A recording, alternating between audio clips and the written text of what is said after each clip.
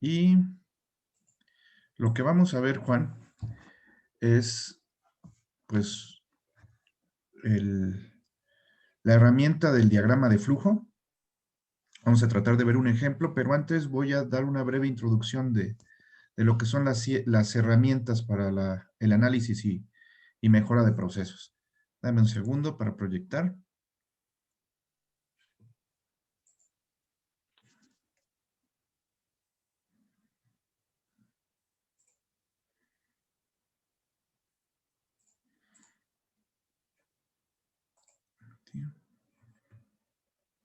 Ok.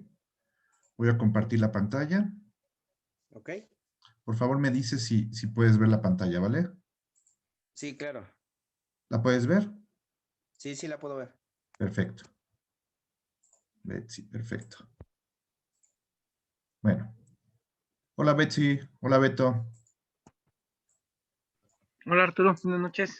Buenas noches. Gracias por participar en la sesión de asesoría. Vamos a ver, No, al contrario, gracias a ti hoy solo vamos a el ver un tema que tiene que ver con la herramienta del diagrama de flujo de proceso. Voy a explicar un poquito más el concepto que empezamos a ver el domingo y vamos a ver si nos da tiempo de hacer un ejemplo o comenzar a hacer un ejemplo. Y antes de entrar con este tema, quisiera hablar un poquito de cómo lograr un enfoque al cliente y cómo lograr también la mejora continua de los productos o servicios de salud. Bueno, el punto de partida para adoptar esta filosofía en todas las áreas de una organización o institución de salud es dejar de ver como normal el tener una cuota de deficiencias o desviaciones o errores, como podría ser los retrasos o tiempos de espera prolongados, que ya vemos como normales o como parte de la cotidianidad, los incumplimientos, los pedidos mal hechos, los retrabajos, es decir, volver a hacer las cosas, los errores como tal, las personas que desconocen la forma correcta de hacer su trabajo, los sistemas diseñados para facilitar las funciones de la dirección o de los empleados, sin importar las dificultades que causan al cliente. En este caso, el paciente, usuario o derechohabiente. Una dirección no comprometida con la mejora continua para lograr la calidad, productividad y competitividad. Es necesario que estas y otras muchas deficiencias se vean como lo que son, problemas, es decir, retos que ponen en peligro el cumplimiento de la misión de la organización y por ende su estabilidad o permanencia. Un líder de los servicios de salud requiere cambiar la perspectiva de el heroísmo individual a acciones basadas en la colaboración, la desesperación y el cinismo a la esperanza y la posibilidad, culpar a otros por los problemas a asumir la responsabilidad de los retos, actividades dispersas y desconectadas por acciones interconectadas y con un propósito. El ensimismamiento versus la generosidad y la preocupación por el bien común. La mejora continua reviste actualmente una importancia sin precedente en los servicios de salud en México, sobre todo por el hecho de que el Consejo de Salubridad General decidió homologar sus estándares de certificación con los de la Joint Commission.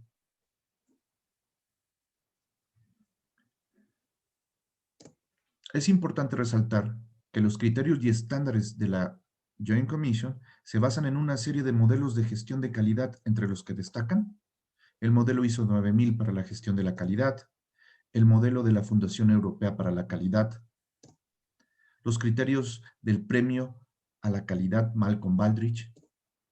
Todos estos modelos se fundamentan a su vez en el enfoque de procesos y en la gestión por procesos, con el objetivo de orientar a las organizaciones e instituciones hacia la satisfacción del cliente, calidad, la mejora de su productividad y, por ende, un incremento en la competitividad.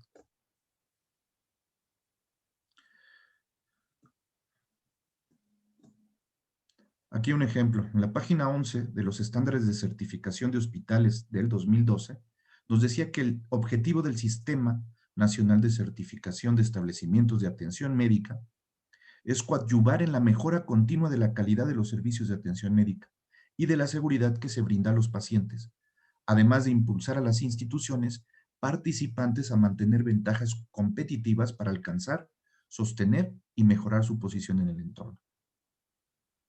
En el mismo documento, en la página 25, menciona que el proceso de certificación de hospitales evalúa, entre otras cosas, que los hospitales gestionen la mejora continua de la calidad en la atención médica y de la seguridad de los pacientes con base en la evidencia científica, uso de indicadores y aprendizaje de los eventos centinela, adversos y cuasi fallas. De manera aún más específica, en el capítulo referente a estándares para la mejora de la calidad y seguridad del paciente, encontramos lo siguiente. El enfoque global para el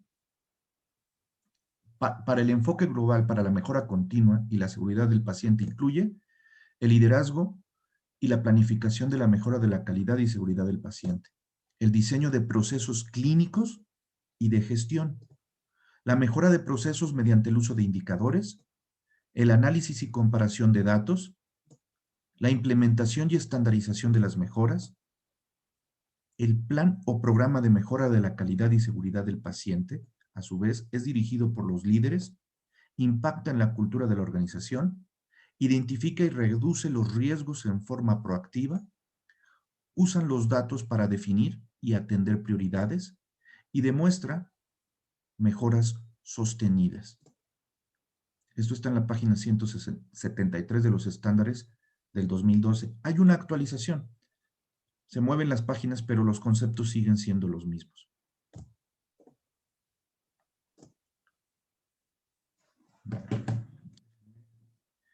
Ir a otro concepto.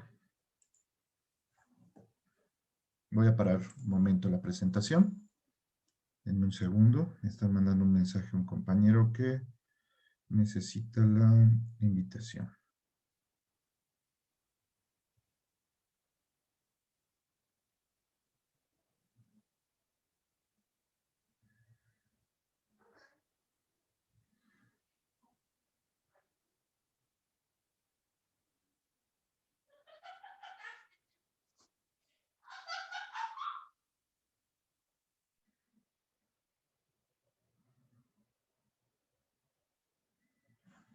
Denme un segundo.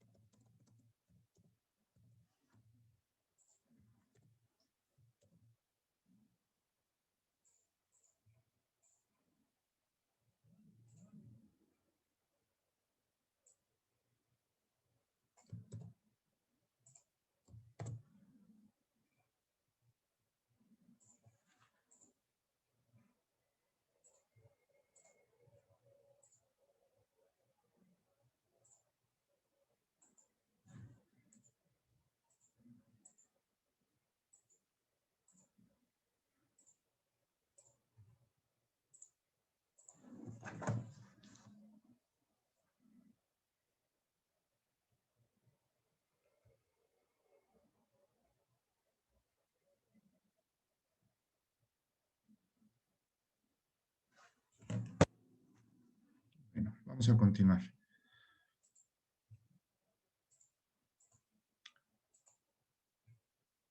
¿Pueden ver mi pantalla, Beto? Beto Gómez, Sí, se ve. perfecto. Voy a volver a proyectar. Hay un concepto que manejan los japoneses, le dicen muda. El muda, mudai, es inutilidad, ociosidad, superfluo, residuos, despilfarro, desperdicio. ¿Qué significa desperdiciar para ellos? Todo aquello que no agrega valor al proceso, toda aquella actividad que no agrega valor al resultado final del proceso, que no contribuye a la calidad y a la satisfacción del cliente, es un desperdicio. Hay una filosofía incluso que más adelante les voy a presentar, pero que les adelanto un poco. La filosofía Lean, o la filosofía de administración esbelta, es encontrar y eliminar todos los desperdicios, así como todas las operaciones que no le agregan valor al producto o servicio de salud, en este caso. Al eliminar desperdicios y actividades que no agregan valor, se aumenta el valor de cada actividad realizada en el proceso, lo que deriva a su vez en un incremento de la calidad y productividad del proceso, teniendo más posibilidades de satisfacer las necesidades y expectativas de los clientes. Ellos definen 7 tipos de desperdicio básicos y son los siguientes. Sobreproducción, trabajar de más, producir de más. Eso para ellos es un desperdicio. Desperdicio de energía, desperdicio de materiales, desperdicio de tiempo. No produzcas más de lo que se requiere. Ellos están muy acostumbrados a ir en función de la demanda.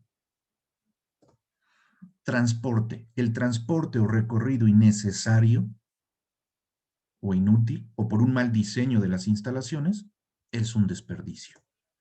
El movimiento en tu lugar de trabajo innecesario es un desperdicio. El sobreprocesamiento, ¿qué se refiere a sobreprocesar? Lo que comentábamos el fin de semana, el tener que rehacer algo o complementar algo que no te toca a ti o o ponerle de más a algo, también es un desperdicio. Si el cliente no te lo está pidiendo, no tienes por qué agregarlo. El inventario en proceso o terminado es un desperdicio. Y si bien cuando hablamos de servicios no hay inventario porque no se pueden almacenar los servicios, el tener documentos en espera de ser procesados podríamos llamarle inventario en proceso. El tener una autorización en espera podríamos llamarle inventario en proceso. El tener pacientes en espera podríamos llamarle inventario en proceso. La espera en sí mismo es un desperdicio. Los defectos ocasionados por los errores, omisiones o desconocimiento es un desperdicio. La filosofía Lean surge en Toyota en los años 60. ¿Cuáles son los principios fundamentales de la mejora continua que se deben enseñar a cada empleado en los servicios de salud? El primero, determinar el valor que para el cliente es importante. Ya sea interno o externo, el cliente siempre manda. Identificar la corriente de valor agregado y eliminar las causas de los desperdicios o variación de los procesos. Hacer que el valor identificado fluya conforme el cliente lo solicite. Involucrar, alinear y facultar a los empleados. Mejorar continuamente el conocimiento en búsqueda de la perfección. Jamás vamos a lograr la perfección en un proceso, pero debemos buscarla continuamente. Hay una metodología que ya les había mencionado: planear, hacer, verificar, actuar, o por sus siglas en inglés, PDCA, Plan, Do, Check, Act. En este sentido se propone que los equipos de mejora siempre sigan este ciclo, junto con los 8 pasos que a continuación se enuncian. Primer paso: definir, delimitar y analizar la magnitud del problema. Segundo paso: buscar todas las posibles causas. Tercer paso: investigar cuál es la causa o el factor más importante o impactante en el problema. Considerar las medidas remedio o alternativas de solución para las causas más importantes.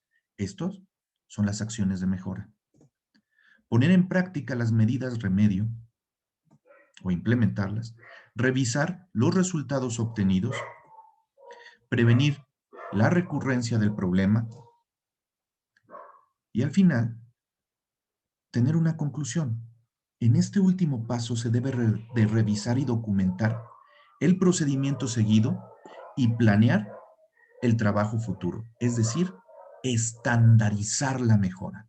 Si ya logramos un cambio positivo, si ya impactamos de manera positiva en los resultados del proceso, lo que tenemos que buscar es estandarizar, hacer que la mejora continúe generando resultados de manera consistente.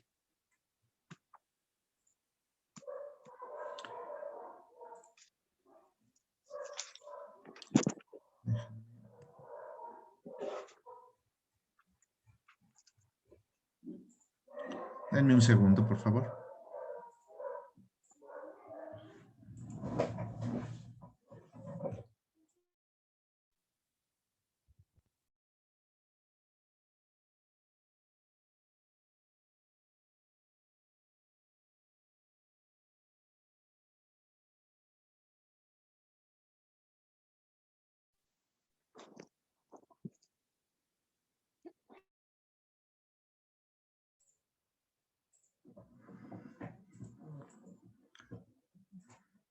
Perdón.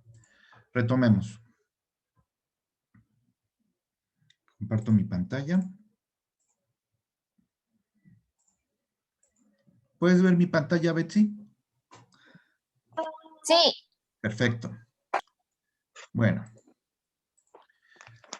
Hay 7 herramientas que se consideran básicas para la mejora de procesos y específicamente para lograr calidad y productividad en los mismos. Las 7 herramientas básicas de la calidad es una denominación dada a un conjunto de técnicas gráficas identificadas como las más útiles en la solución de problemas relacionados con el control y la mejora de la calidad. La designación surgió en los tiempos de Japón, en la posguerra, y fue una inspiración de las 7 famosas armas del monje guerrero Saito Musashi Benkei, también conocido como Benkei. Las 7 herramientas básicas de la calidad son el diagrama de Ishikawa, también conocido como espina de pescado o diagrama causa-efecto, el diagrama de flujo del proceso, el diagrama de Pareto, el histograma, la hoja de verificación o comprobación, el diagrama de dispersión y el gráfico de control. Hasta hoy, ustedes han aplicado el diagrama de Ishikawa. Este hombre que ven aquí es Kuro Ishikawa, Kaoru Ishikawa, y él es el creador del diagrama conocido como espina de pescado y quien retomó estas 7 herramientas para impulsar la calidad en la planta de Toyota. Él decía que la calidad empieza con la educación y termina con la educación. En la medida en que dominemos estas 7 herramientas, vamos a tener la posibilidad de aplicarlas en la mejora continua de los procesos a través de los cuales se brindan servicios o productos de salud en nuestras unidades. Voy a irme a la herramienta de la cual hablaremos el día de hoy. El diagrama de flujo del proceso. Un segundo. ¿Qué es un diagrama de flujo de proceso? O DFP por sus siglas. Los mapas o diagramas nos permiten crear una fotografía de la operación. Haciendo una analogía, son similares a los planos de una obra arquitectónica, sin los cuales es imposible entender qué comenzar a construir primero y cómo hacerlo.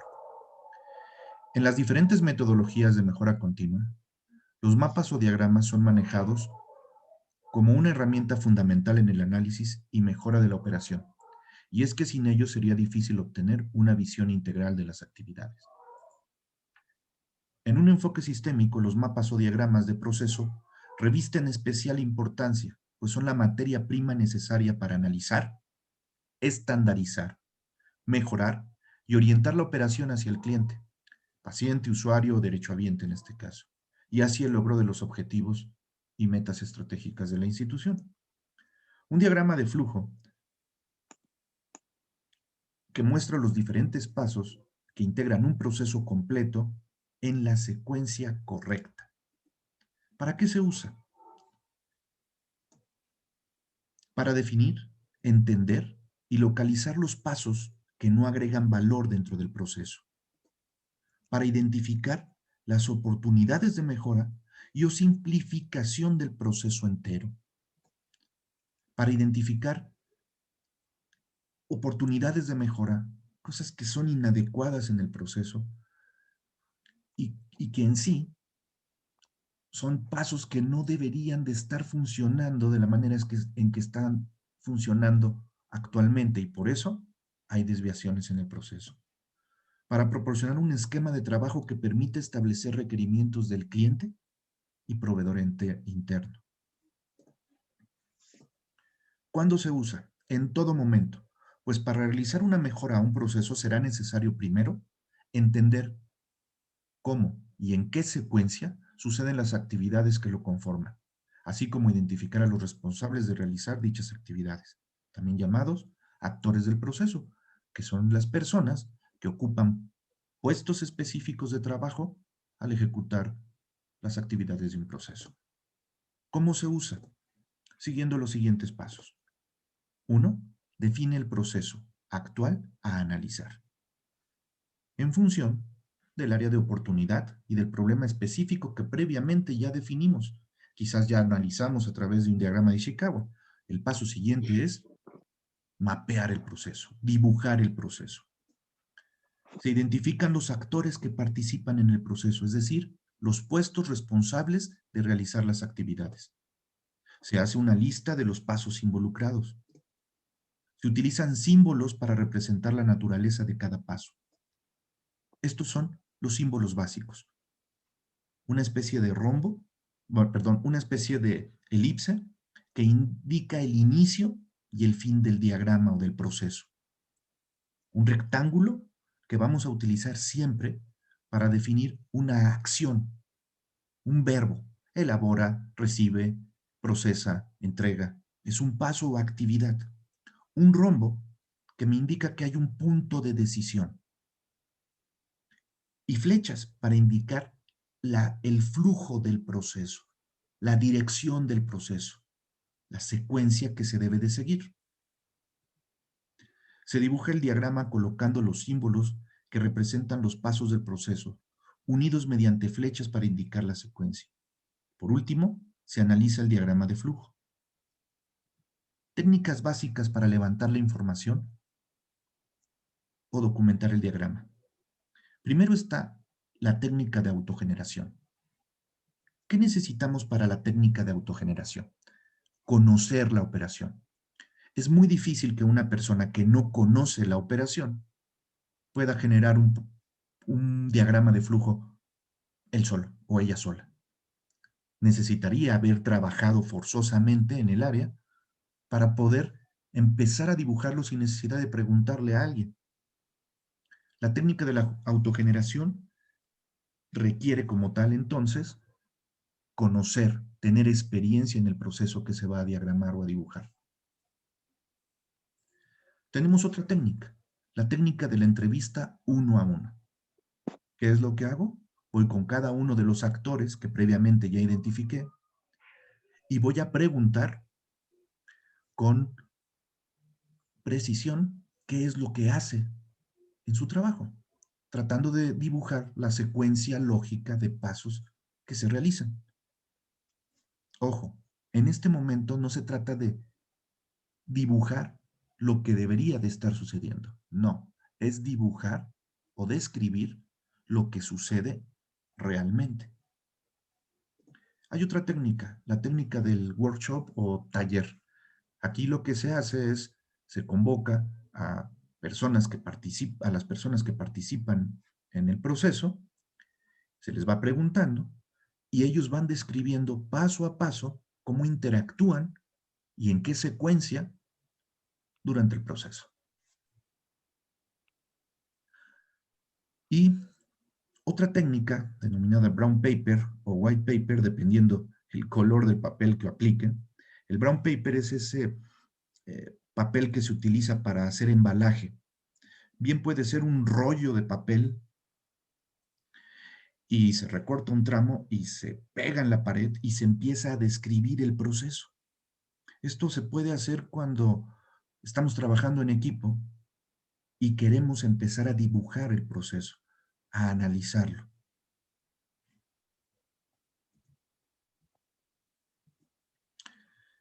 El diagrama de flujo del proceso es una herramienta flexible que permite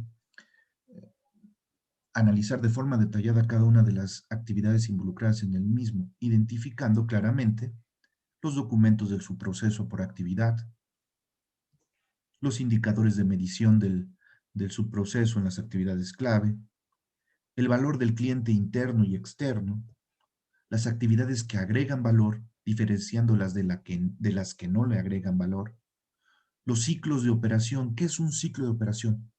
La duración de un proceso, desde que inicia hasta que termina. En ese sentido, podemos tener tiempos de ciclo estándar, es decir, la duración estándar de un proceso, desde que llega el paciente quizás, inicia el proceso, hasta que termine el proceso, entregándole algo al paciente o a alguien más, a otro proceso dentro de la unidad o dentro del servicio. Los sistemas o herramientas que son utilizados en el proceso, las acciones a seguir por actividad en función del análisis del proceso, las interfaces de actividades clave, cómo interactúan, los elementos del sistema de gestión, es decir, dónde se ve específicamente la planeación, la asignación, la ejecución, el seguimiento, el control, el reporte, la evaluación y la retroalimentación. Dentro de un proceso podemos implementar o indicar acciones que nos permitan asegurar que existen elementos que me permiten planear, asignar el trabajo dentro del proceso y mientras se ejecuta darle seguimiento, controlarlo, obtener reporte de la operación para poder evaluarla y en su caso retroalimentar al personal para que cumpla con el objetivo del proceso. Los puntos de control en las actividades clave del proceso, identificando además el riesgo en el que se incurre al no contar con dichos puntos. La matriz de análisis y control de proceso está basada en el modelo de proceso CIPOC: proveedor, entrada, proceso, salida, cliente o usuario. Existen dos tipos de MAP o matriz de análisis y control de procesos. El primero es la matriz actual o el ASIS. Nos muestra la situación actual de un proceso y constituye la base para el análisis y mejoramiento del mismo. Es, como tal, una radiografía o fotografía de la situación actual. Tenemos otra, el deber ser o la MAC propuesta. Esta la hacemos o la generamos cuando ya sabemos qué acciones vamos a realizar. Es nuestra propuesta de los cambios a realizar en el proceso. El deber ser ya no incluye las actividades que hemos decidido eliminar porque no agregan valor, incluye quizás actividades de control, incluye tal vez modificaciones a las actividades ya existentes para optimizarlas y mejorar el resultado del proceso. En pocas palabras nos muestra la situación ideal de un subproceso una vez que se han eliminado las actividades que no agregan valor, se han integrado los conceptos de gestión estratégica e indicadores clave de desempeño. Es una fotografía de la propuesta de mejora. ¿Qué tenemos que hacer? Paso número 1, utilizar un estándar de diagramación para poder generar una MAP, es decir, una simbología establecida para diagramar el flujo del proceso.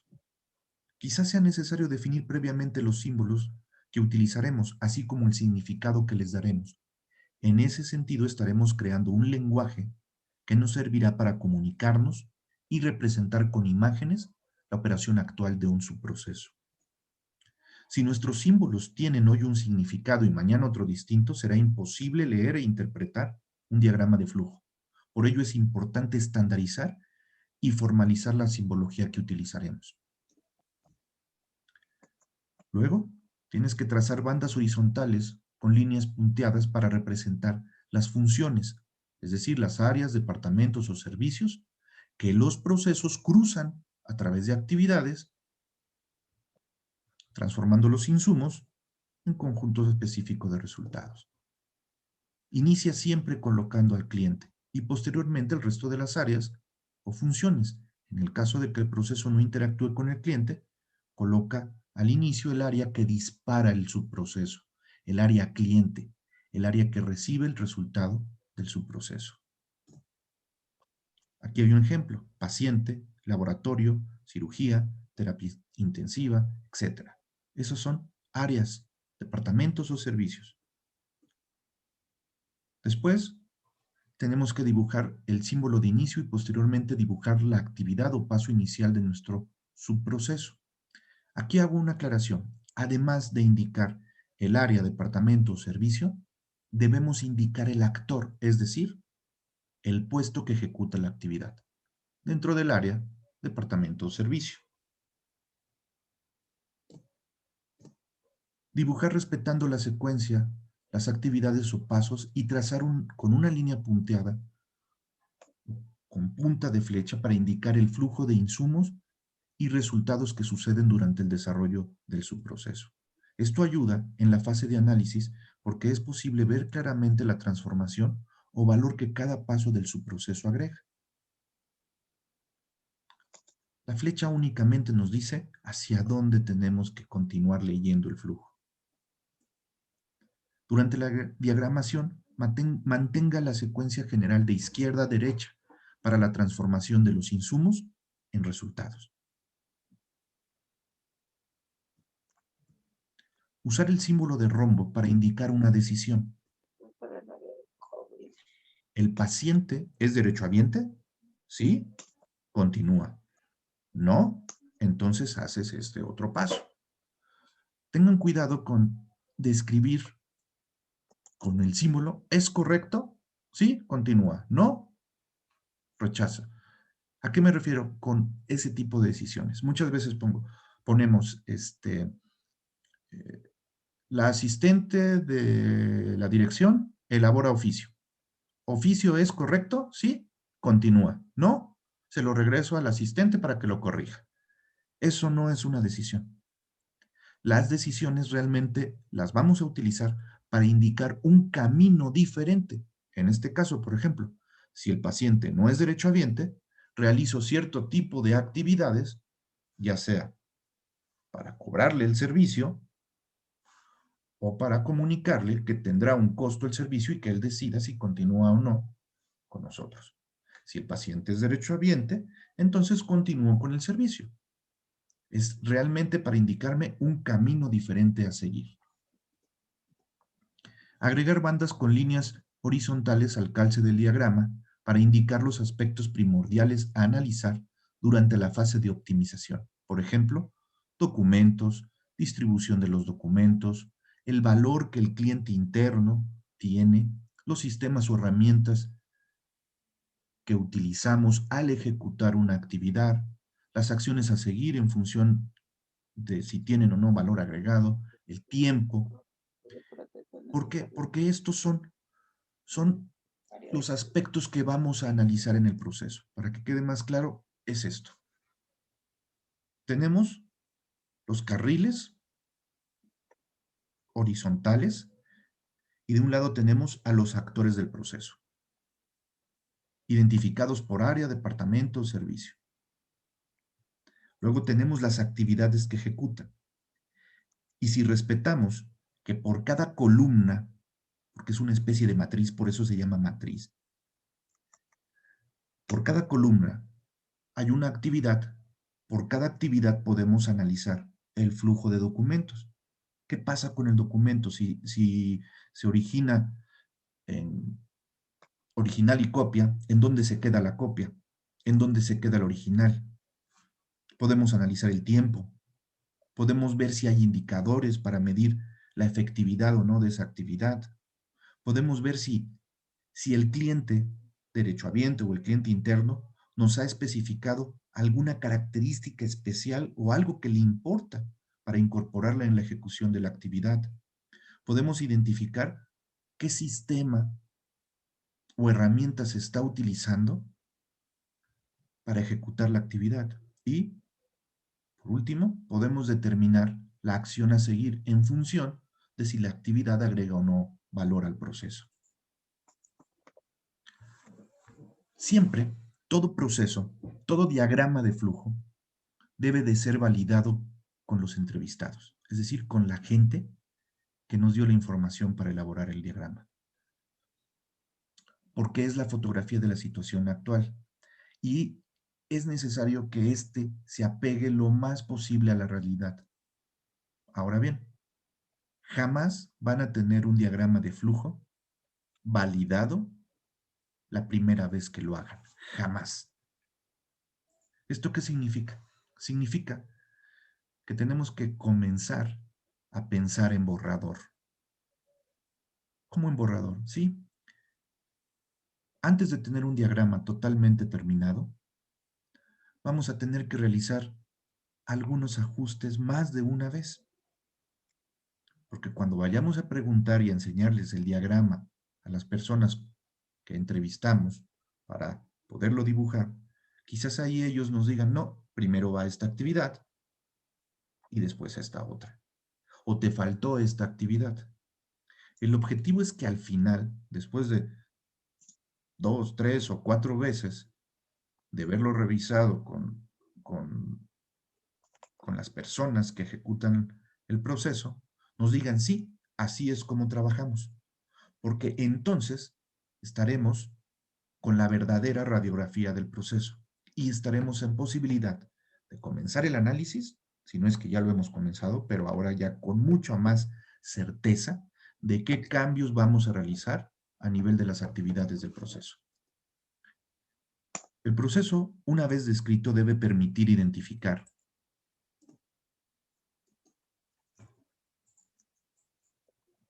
quién, paciente, médico, asistente médico, etc. Es decir, el actor. ¿Qué? La acción. La recepción, valoración, atención médica. ¿Qué hace?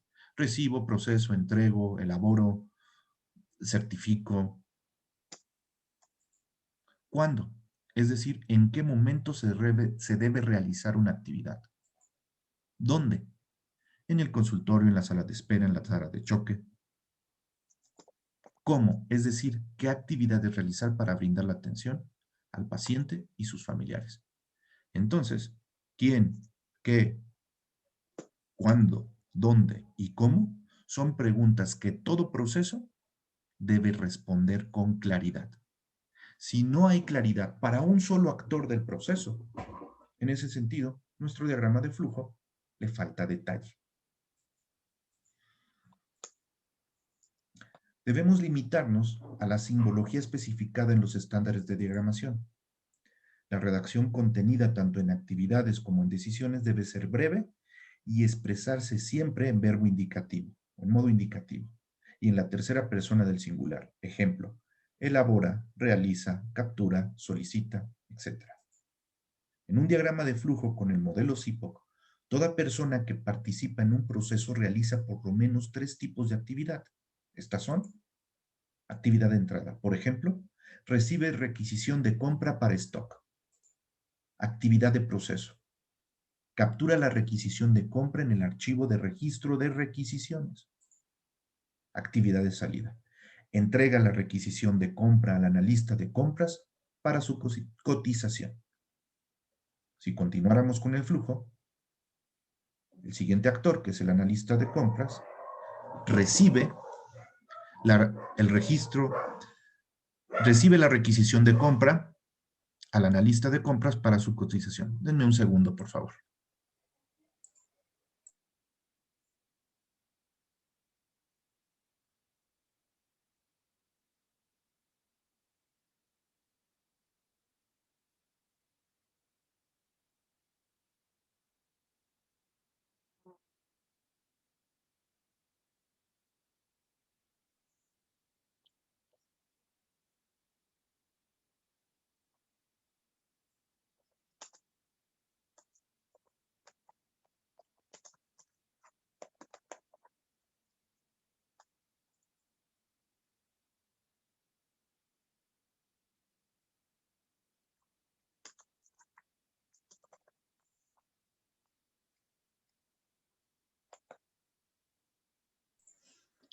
Perdón.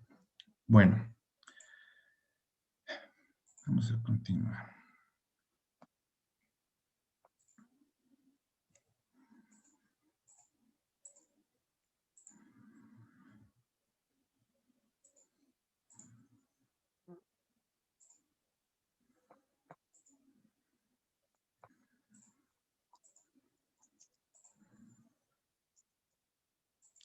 ¿Se puede ver mi pantalla, Betsy?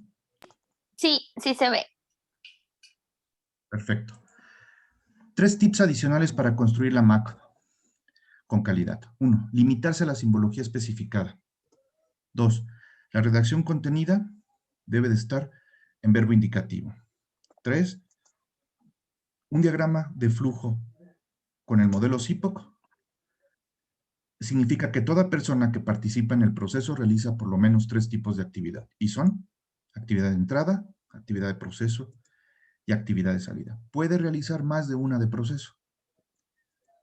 Si al diagramar no tenemos en cuenta una secuencia lógica entre las actividades que realiza cada persona involucrada en el proceso, correremos el riesgo de omitir algún eslabón importante.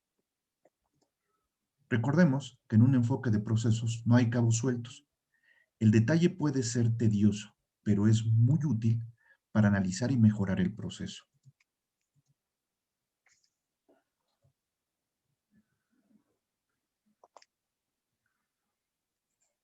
Bueno.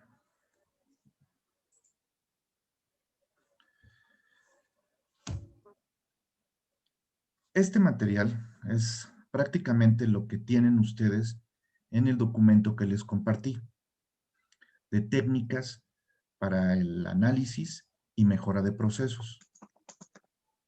¿Sí? Ahora bien, me gustaría, es que ya es muy poquito tiempo.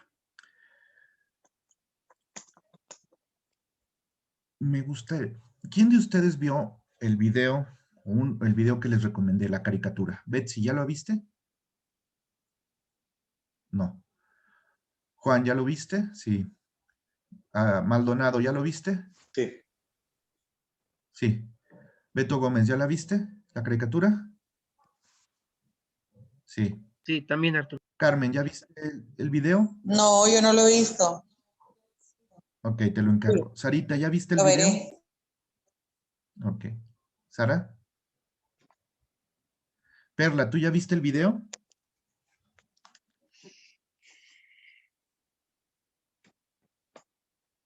Pablo, Pablo, ¿estás ahí? No, todavía no veo el video. Todavía no. Ok. Xochitl, ¿tú ya viste el video? No, todavía no. No. Ok. Es muy cortito, se los encargo. Oscar, ¿tú ya viste el video?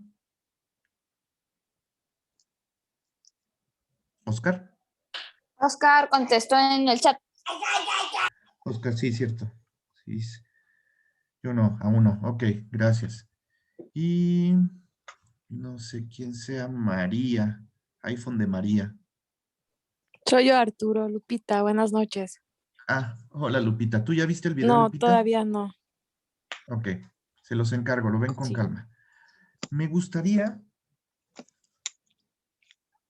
para la siguiente clase, no para la siguiente clase, para la siguiente sesión de asesoría, que intentaran, ojo, no es tarea, pero sí me gustaría que hicieran este ejercicio. ¿Por qué?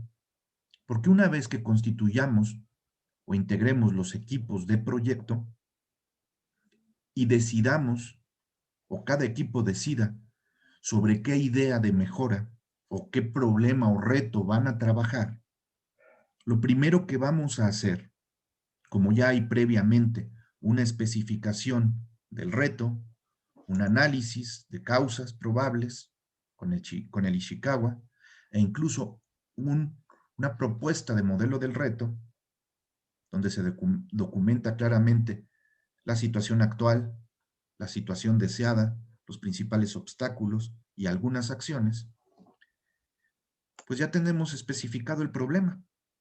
De hecho, cada uno de ustedes tiene 3 problemas o 3 retos en su unidad y en su servicio. Cuando se integran los equipos, se van a integrar por afinidad de retos. ¿A qué me refiero con esto? Por ejemplo, sin querer lo hemos estado viendo. Sarita, por ejemplo, tiene áreas de oportunidad o retos importantes con el tema de los procesos que tienen que ver con Prevenims. ¿Estamos de acuerdo? Xochitl, que es trabajadora social, y algunos otros compañeros presentan áreas de oportunidad o retos que son muy específicos quizás del trabajo social, pero que están relacionados con la atención a pacientes diabéticos.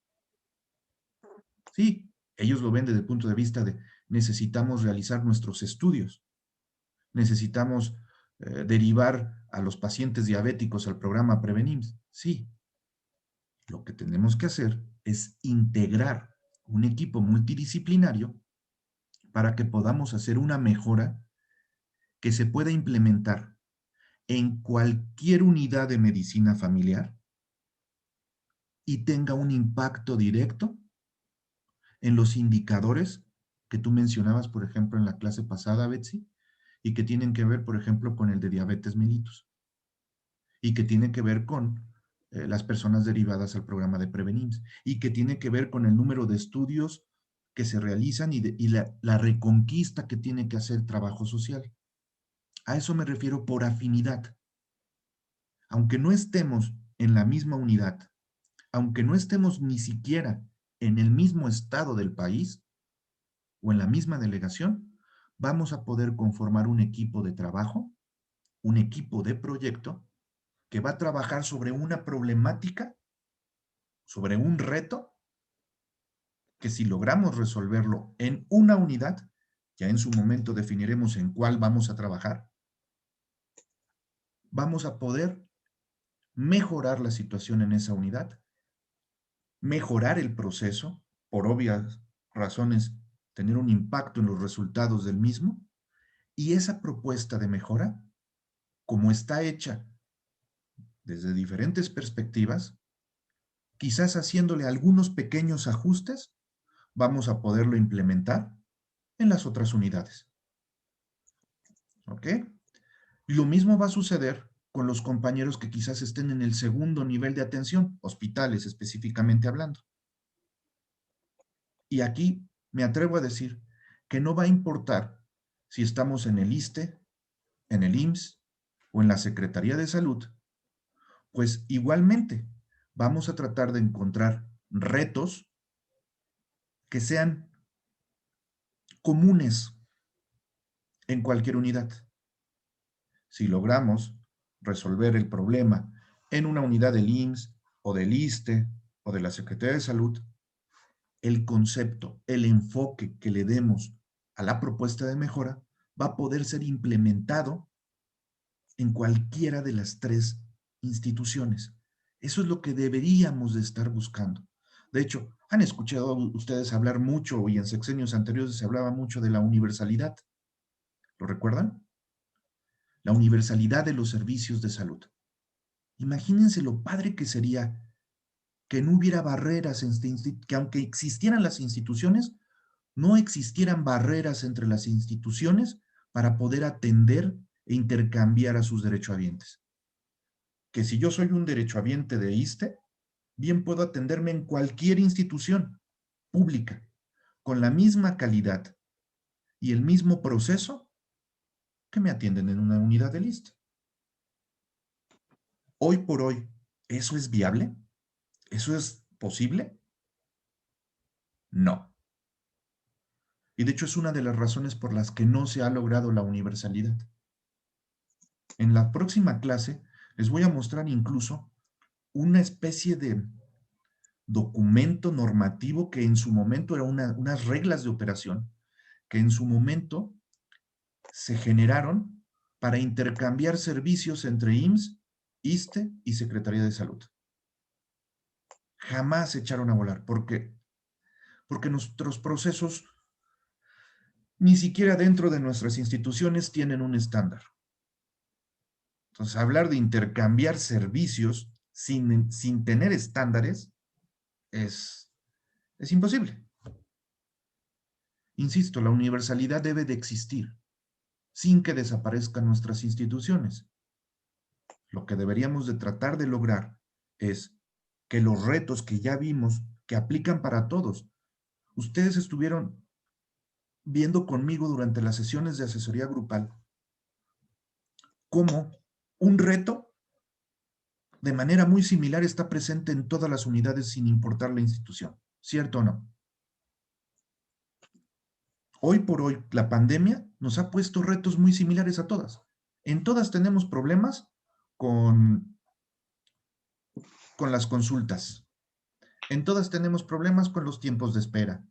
En todas tenemos problemas con la calidad.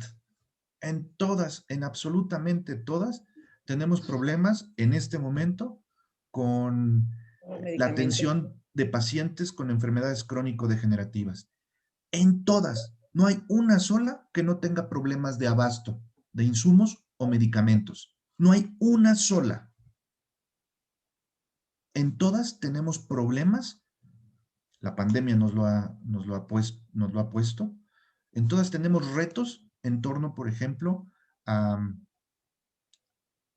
manejo del estrés, al manejo de la ansiedad, que ya tienen nuestros compañeros, nosotros mismos, como trabajadores de la salud. Entonces, retos similares, si no es que idénticos, están en todas las instituciones, sin importar si es ISSSTE, si es Secretaría de Salud, si es IMSS, si es SEDENA, si es Pemex. Todas las instituciones tienen retos muy similares. Entonces, por eso es que vamos a conformar los equipos por afinidad de retos. Y la parte que debe de motivarnos es que si logramos mejorar un proceso de inicio a fin en una unidad, vamos a impactar no en uno, en varios indicadores.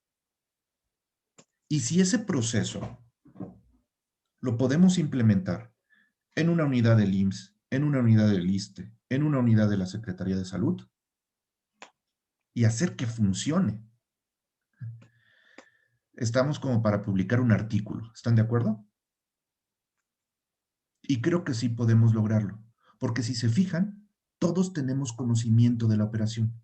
En este ejercicio que estuvimos haciendo el fin de semana, incluso salía ese conocimiento.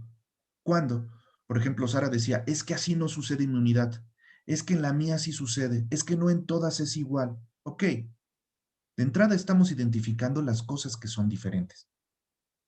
Pero también podríamos identificar cómo implementar un proceso estandarizado, es decir, igual, sin importar la unidad. Imagínense que logramos hacer que en la unidad donde está Betsy y en la unidad donde está Beto y en la unidad donde está Xochitl, que además son diferentes estados, Beto en San Luis Potosí, Betsy, ¿en dónde estás? Ciudad del Carmen, Campeche. Betsy en Campeche, Xochitl en la Ciudad de México, a lo mejor Sarita aquí en San Luis, y se integra un equipo que estas 4 personas logran implementar un proceso orientado a mejorar la atención al derechohabiente en un aspecto específico. Puede ser el tema de Prevenims. Pero a la par de estar atendiendo eso, logramos hacer que funcione y recomendamos cómo implementar. Por ejemplo, aunque Xochitl no está en San Luis Potosí, ella sí puede decir que puede y que no puede hacer un trabajador social para apoyar el proceso. Aunque Betsy no está en San Luis, ella sí puede decir lo que se puede y no se puede hacer desde el punto de vista administrativo. Ella incluso nos puede guiar respecto a lo que tenemos que cuidar para efectos del COCACEP, que tiene que ver con la calidad, los comités de calidad, y para efectos de los indicadores. ¿Sí? Y Beto, a lo mejor Beto está en Secretaría de Salud. Nada tiene que ver con el IMSS. Pero en la Secretaría de Salud hay un programa se tiene que dar la misma importancia para atención a pacientes crónico-degenerativos. Y si Beto participa en el proceso y comprende cómo un proceso bien estructurado puede reconquistar pacientes, llevarlos de la mano hasta mejorar su salud y calidad de vida y mejorar a la par los indicadores, dime, Beto, si no ese proceso, haciéndole algunos ajustes, podría ser implementado en una unidad de primer nivel de atención en Secretaría de Salud. Sí, Arturo. Entonces, eso es lo que vamos a tratar de hacer. Yo estoy ahorita haciendo una tabla comparativa de todas estas ideas. Vuelvo a insistir, los que todavía están pendientes de pulir la idea y enviármela, sus 3 retos, adelante. Aunque sea en borrador, ya tengo la mayoría. Lo que quiero es que esté esta tabla comparativa, agrupar las ideas por temas afines y que ustedes puedan identificar en un documento que les voy a proporcionar cuáles son los 4 o 5 grandes retos que están presentes en todas las unidades de los compañeros que están en el diplomado. Y en ese sentido, tengan más de una opción de en qué equipo pueden quedar y sobre qué reto quieren trabajar. ¿Les parece? Entonces, lo que les voy a encargar es que intenten hacer un ejercicio de mapeo. No lo quiero en Excel, porque es complicado. Van a perder mucho tiempo tratando de hacer bonitos los cuadritos y las flechitas, y eso no agrega valor. Entonces, les voy a enviar un ejemplo de un diagrama de flujo en papel. Mañana yo me voy a poner a hacer un diagrama de flujo en papel. Déjenme ver sobre qué proceso lo hago. Algo que cualquiera de ustedes pueda identificar sin mayor problema. Ese diagrama de flujo que voy a hacer yo a mano, se los voy a enviar digitalizado vía correo electrónico y vía WhatsApp. Lo que van a ver ustedes es, insisto, un diagrama de flujo hecho a mano. Y quiero que ustedes intenten hacer un diagrama de flujo del proceso que ustedes quieran.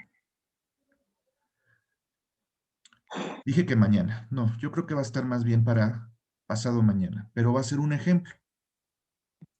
Y voy a empezar desde describir el CIPOC y luego como del CIPOC identifico productos, servicios del proceso, cómo defino el objetivo del proceso y luego les voy a mostrar el diagrama de flujo con áreas incluso de oportunidad. Y ustedes me van a tratar de decir, o más bien de hacer algo similar con un proceso de su área, algo que ustedes conozcan. Betsy le tocará algo de administración, Beto Maldonado le tocará algo de atención a pacientes en el primer nivel de atención en Secretaría de Salud, Juan Andrade a lo mejor le tocará algo, ya sea que quiera ver lo de enseñanza o algo de por ejemplo, Juanito, algo que tenga que ver con la atención del cuidado de enfermería en un área de urgencias, por ejemplo. ¿Sí? Pero, ojo, no me dibujen solamente lo que hace el enfermero o el médico o algún puesto específico, no. Agarren el proceso, un procesito completo. Puede ser, por ejemplo, el proceso de triage Juan Andrade. O puede ser el proceso de consulta externa en medicina familiar. Beto Gómez a lo mejor agarra el proceso de planeación de un evento de enseñanza. ¿Ok? Adelante, Beto. Sarita a lo mejor decide agarrar una parte del proceso. También puede ser que nada más dibujemos un pedacito del proceso que tiene que ver con cómo opera algo muy específico en el programa Diabetims. Xochitl a lo mejor dice, ¿sabes qué? Esta parte del proceso que inicia aquí empieza y aquí termina, describe con claridad la reconquista de un paciente diabético. Lupita a lo mejor dice, ¿sabes qué? yo estoy dibujando la parte del proceso que tiene que ver con la gestión de una cita o el seguimiento de, de, de algún aspecto importante que tiene que hacerse en el área de asistencia médica. Pero veámoslo como un proceso, no como las actividades que a mí me tocan. Quiero que antes de que les envíe yo ¿cómo se puede decir? Ejemplo, y antes de que ustedes comiencen, insisto, no va a ser tarea, pero créanme que les va a generar mucho valor intentar diagramar, intentar dibujar su operación. Quiero que vean el video de la caricatura de Morcramia, nuevamente, los que no lo han visto, véanlo. Y hay un segundo video que dura más o menos media hora. El de Morcramia dura como 5 o 6 minutos. El otro dura más o menos media hora. Y habla de enfoque de proceso. No habla del enfoque de proceso en los servicios de salud. Habla del enfoque de procesos en organizaciones en general. Pero quien lo expone es el pionero o uno de los que impulsó el concepto de enfoque de procesos en los años 80. Es Michael Hammer. Y lo explica muy bien. Van a volver a ver ustedes la explicación del enfoque basado en funciones versus el enfoque basado en procesos. ¿Qué es lo que les comentaba que nos pasa? Sin querer, regresamos a la función. No podemos ver el proceso. Vean ambos videos y van a ver la importancia de empezar a, valga la redundancia, a pensar sistémicamente. Cuando tenemos pensamiento sistémico aplicado a los servicios de salud, vemos el todo, vemos la unidad y todo lo que tiene que hacerse para que interactúen los diferentes servicios o departamentos y puedan así crear valor para el cliente. Hemos perdido esa empatía con nuestros clientes. La hemos perdido. Hemos perdido quizás no la empatía a veces con el cliente final, que es el paciente usuario de derechohabiente. Hemos perdido la empatía entre nosotros, que somos clientes internos. Y como no estamos acostumbrados a interactuar y a trabajar en equipo,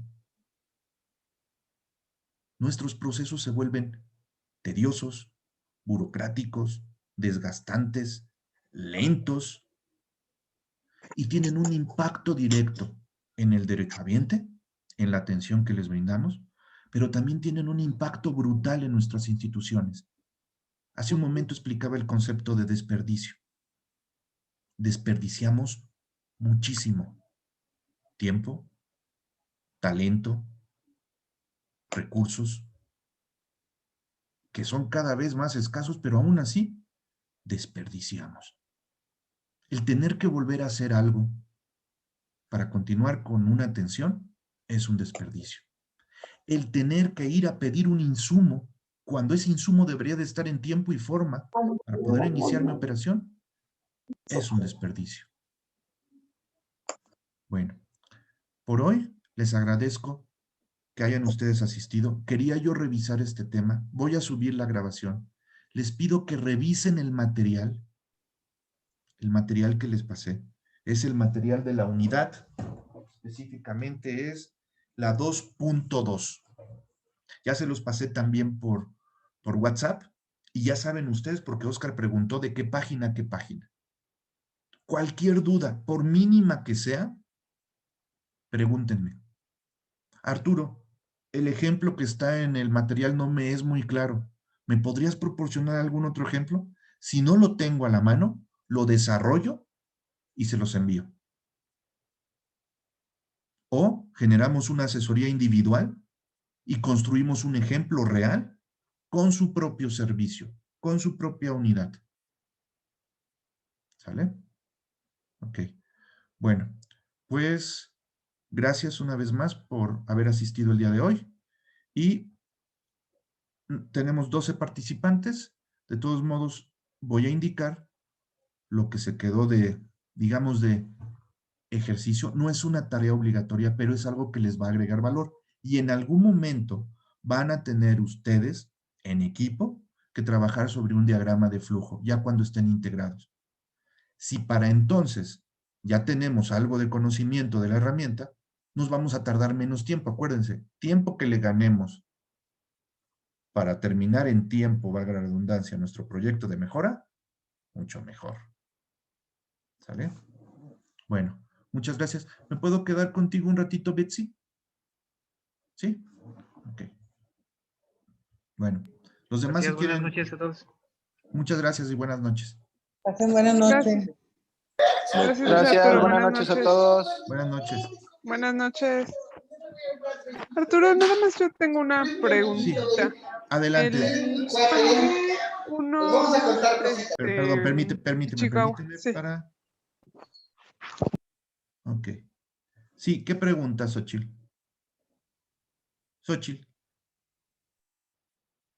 ¿Xochitl? Perdón, ya, estoy aquí. Sí, dime, ¿qué pregunta? Perdón, te mandé unos Ichikawa, unos esquemas Sí. el viernes. Entonces no sé si tengo que modificarle todavía algo Sí. para poder avanzar con lo del Con lo del modelo de con lo reto. del Ok. modelo Dame del reto. oportunidad, sin falta Sí. mañana, Sí, te doy retroalimentación al respecto. Sin falta, lo prometo. ok, ¿Sale? sí, muy Mándame, bien. incluso Muchas si gracias. puedes, mándame un mensajito en la mañana en cuanto puedas para que no Ajá. se me pase. Yo mañana te estoy dando respuesta al respecto. Ah, bueno, muy bien. ¿Sale? Te Muchas agradezco gracias, mucho, Xochitl, y bonita una noche. disculpa. Bye. No, Bye. no, ¿de qué? Bye.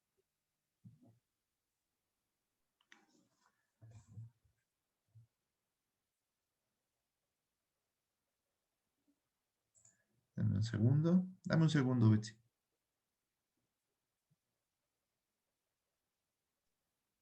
Sí.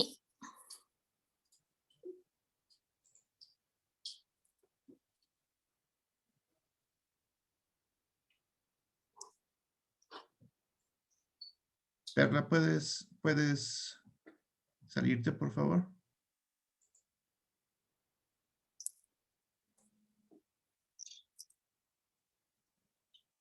Perla.